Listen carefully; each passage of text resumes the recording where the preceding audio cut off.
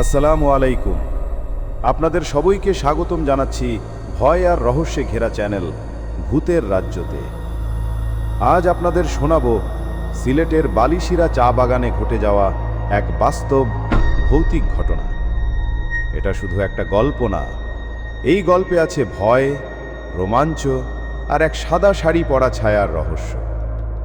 ঘটনাটি ঘটেছিল বহু বছর আগে। রবিন নামে এক যুবক কাজ করতেন ওই চা বাগানে। এক রাতে কাজ শেষে তিনি ফিরছিলেন একা, চা বাগানের মধ্যে দিয়ে হেঁটে যাচ্ছিলেন। হঠাৎ এক নারীর কান্নার শব্দ কানে আসলো। রবিন থমকে গেলেন।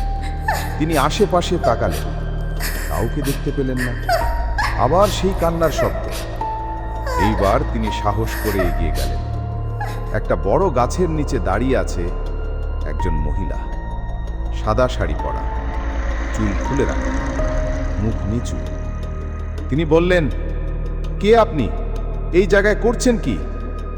কোনো উত্তর নেই।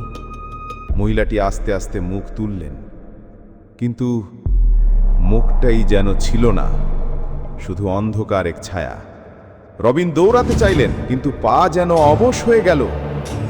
মহিলাটি ধীরে ধীরে গাছের ভিতর মিলিয়ে গেলেন। পরদিন সকালে রবিনকে পাওয়া গেল গাছের নিচে অজ্ঞান অবস্থায়।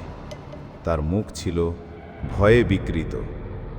লোকজন বলে ওই জায়গায় এক মহিলা একসময় আত্মহত্যা করেছিলেন, আর সেই রাত থেকে তিনি সাদা শাড়ি পরে ওই গাছের নিচে ঘোরাফেরা করেন। আপনারা কি বিশ্বাস করেন ভূত আসলেই আছে? কমেন্টে লিখে জানান।